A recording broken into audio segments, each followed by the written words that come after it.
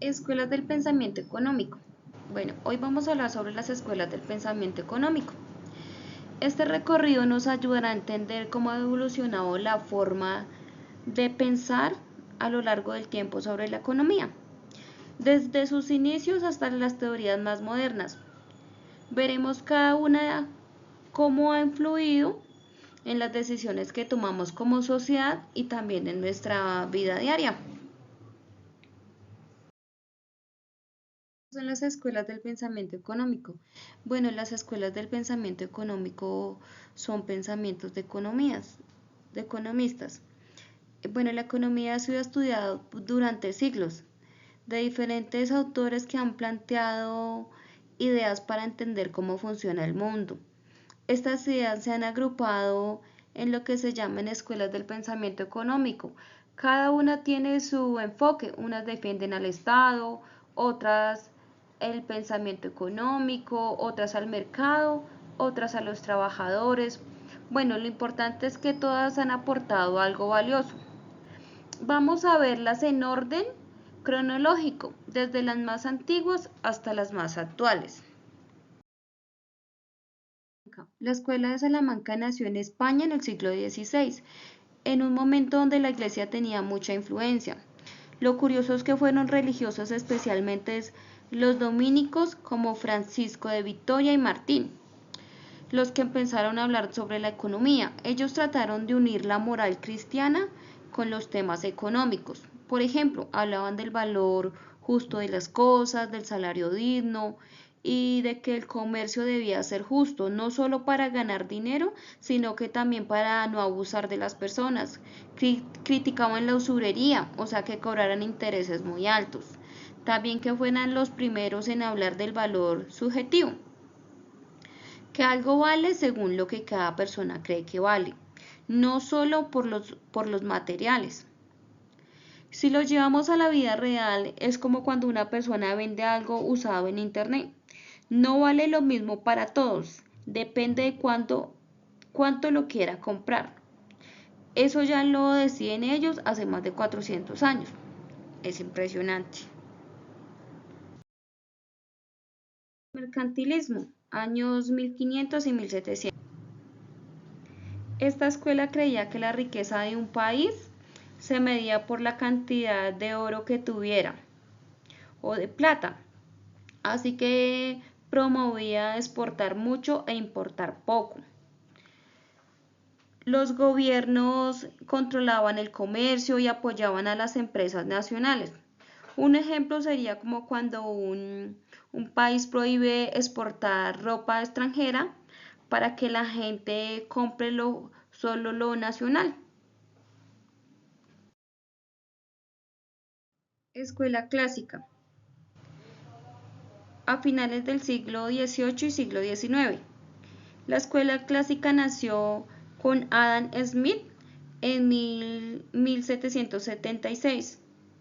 Creían que si cada persona buscaba su propio beneficio, la economía funcionaba mejor, gracias a una mano invisible.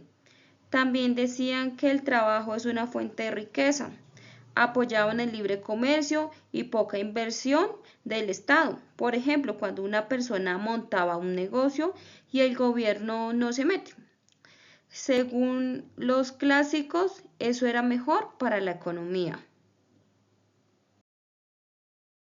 La marginalista está finales del siglo XIX. Los marginalistas cambiaron el enfoque al consumidor.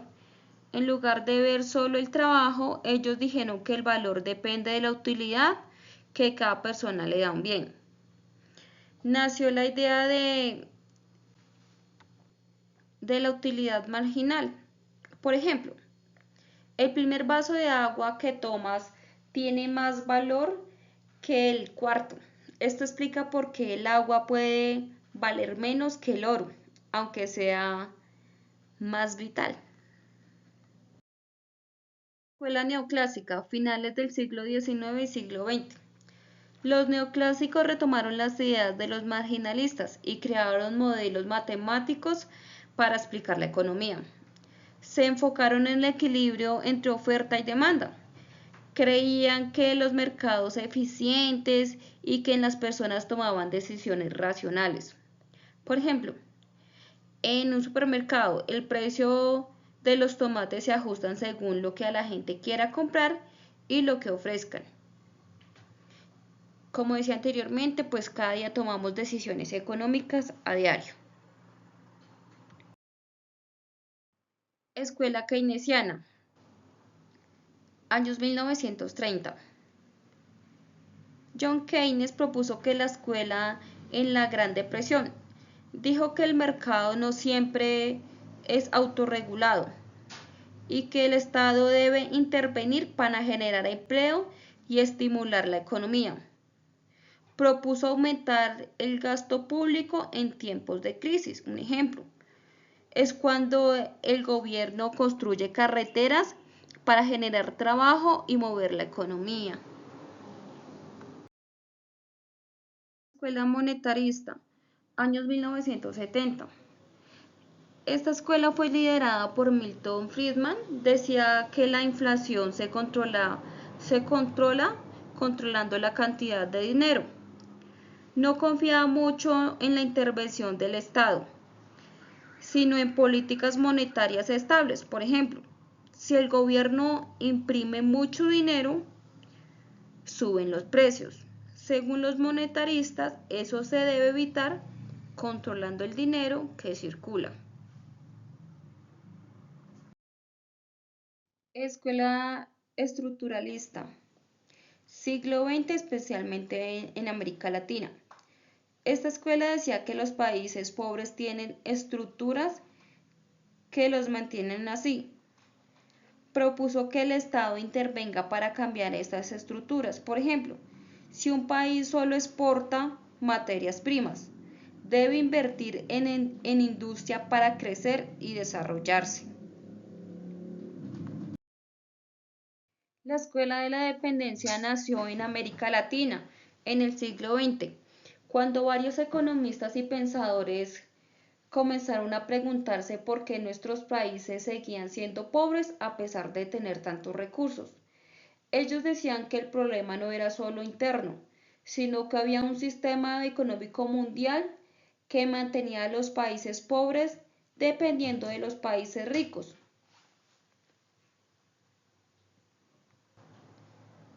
Esta escuela critica ese sistema capitalismo global porque no permite que todos los países se desarrollen por igual. En pocas palabras, nos muestra que no es a los países pobres que les falta trabajo o esfuerzo, sino que hay reglas injustas que los amarran a la pobreza. Un ejemplo muy claro es el café colombiano. Colombia produce uno de los cafés más famosos y de mejor calidad del mundo. Aquí lo cultivan miles de campesinos con mucho esfuerzo, pero lo venden a empresas extranjeras a precios muy bajos. Luego esas empresas, por ejemplo, en Estados Unidos o en Europa, procesan ese café, lo empacan bonito, le ponen marca y lo venden carísimo en sus países. Entonces, los que lo cultivan ganan poquito y los que los venden ganan muchísimo. Eso es lo que dice la escuela de la dependencia. Escuela austriaca, que nació en el siglo XIX, o sea, en el año 1800 y pico. Surgió en Austria, Europa. Esta escuela es muy famosa porque defiende que el mercado debe ser libre, es decir, que las personas puedan comprar, vender, producir o emprender sin que el gobierno se meta tanto. Ellos creen que el valor de un producto no lo pone el gobierno ni el costo de hacerlo, sino lo que una persona está dispuesta a pagar por él, según la utilidad que la vea. Por ejemplo, si yo tengo mucha sed, un vaso de agua para mí va a valer muchísimo en este momento, pero si no tengo sed, pues ese vaso de agua no me parece tan valioso. Entonces esta escuela dice que cada persona valora las cosas de forma distinta según los útiles que le parezcan y que eso es lo que realmente le da el valor a las cosas en la economía. También defiende que cuando hay libertad en el mercado, la economía crece más, porque hay más innovación y competencia.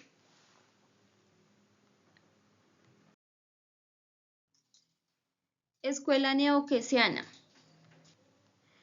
Esta escuela aparece en el siglo XX, o sea, después de 1900, especialmente después de la Segunda Guerra Mundial.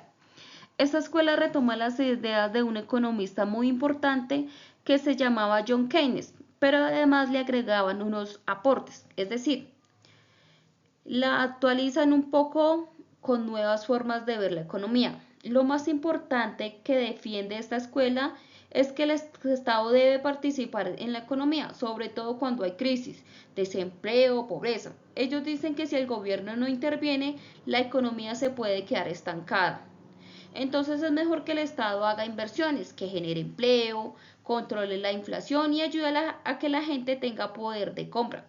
Por ejemplo, si un país como Colombia hay mucha gente sin trabajo y las empresas no están produciendo, el gobierno puede hacer obras públicas como carreteras, colegios, centros de salud para generar empleo. Así mueve el dinero y reactiva la economía.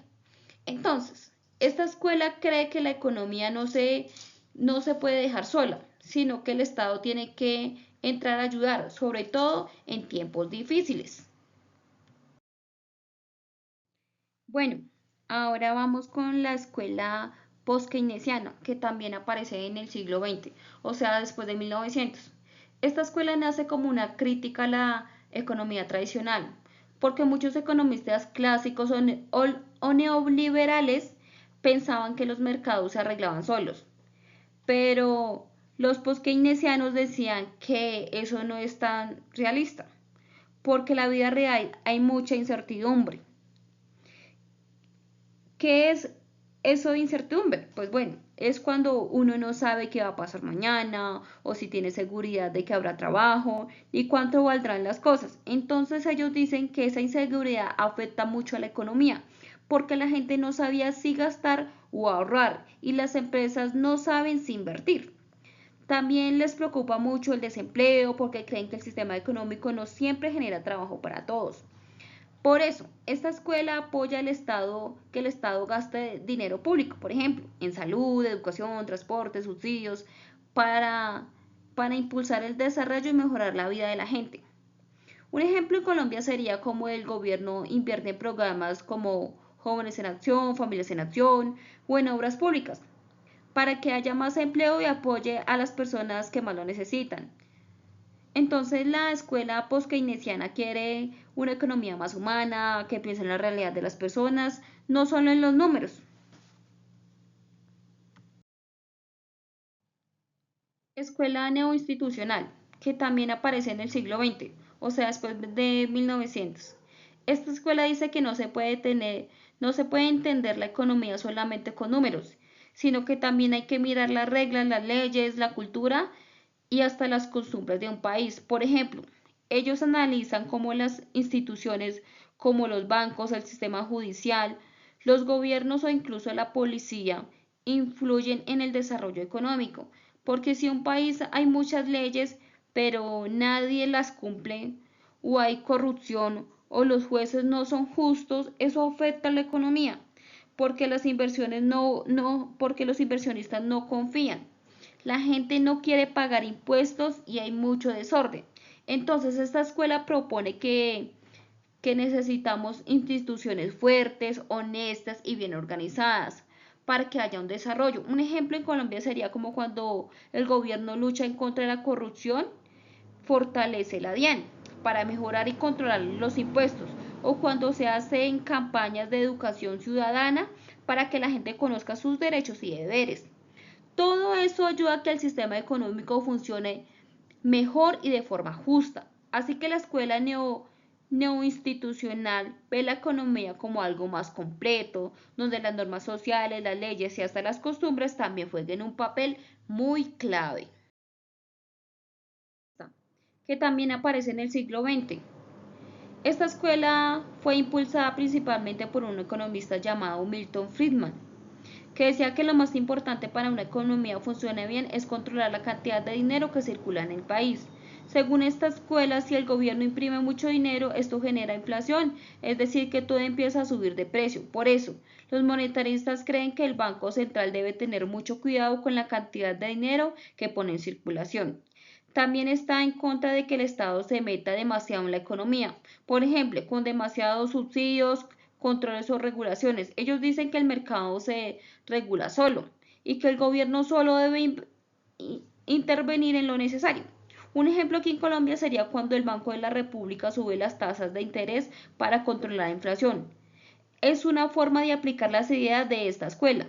Controlar el dinero en circulación para que no se dispare el precio de los alimentos, del transporte y de los servicios. En resumen, la escuela monetarista dice que el dinero es clave, hay que controlarlo bien y dejar que el mercado funcione con poca inversión del Estado. Escuela de la oferta. Esta escuela tiene una idea muy clara. La economía crece cuando se produce más.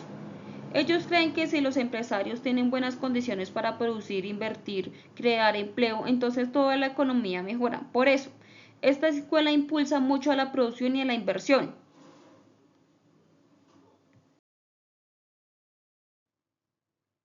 Escuela de la elección pública, que también surge en el siglo XX. Esta escuela mezcla la economía con la política y analiza cómo también toman decisiones los gobiernos. Lo que esta escuela dice es que los políticos y funcionarios no siempre toman decisiones pensando en el bien común, sino que muchas veces lo hacen buscando beneficios personales, intereses de ciertos grupos. Por eso, esta escuela estudia cómo y por qué el gobierno decide gastar el dinero en unas cosas y no en otras, y cómo influye eso en toda la sociedad. Un ejemplo en Colombia sería cuando en época de elecciones algunos políticos prometen subsidios, construcciones, solo para ganar votos, sin importar si es realmente ayuda a largo plazo al país. Es decir, usan el presupuesto de Estado para atraer votos, no para el desarrollo real. Eso es lo que esta escuela critica. En resumen, la escuela de la elección pública dice, hay que entender que la política también hay intereses individuales y no siempre lo que se decide es lo mejor para todos. Por eso, es importante aplicar la economía para realizar estas decisiones del gobierno. Escuela del Desarrollo, siglo XX. Esta escuela se enfoca especialmente en los países pobres o en vías de desarrollo, como lo es Colombia. Su principal preocupación es reducir la pobreza y la desigualdad, porque entiende que muchas personas no tienen las mismas oportunidades ni acceso a lo básico, como educación, salud o empleo. Entonces lo que propone esta escuela es que el Estado debe invertir activamente, es decir, que el gobierno debe invertir más en educación, en salud pública e industria y generar empleo, porque así es como un país puede avanzar y mejorar las condiciones de vida para todos. Por ejemplo, si en Colombia el gobierno invierte más en educación en zonas rurales o en mejorar hospitales en las regiones más pobres, estaría aplicando esta idea de la escuela del desarrollo, porque no se trata de solo crecer económicamente, sino de crecer con justicia social, ayudando primero a quienes más lo necesitan. En pocas palabras, esta escuela dice que el desarrollo no llega solo.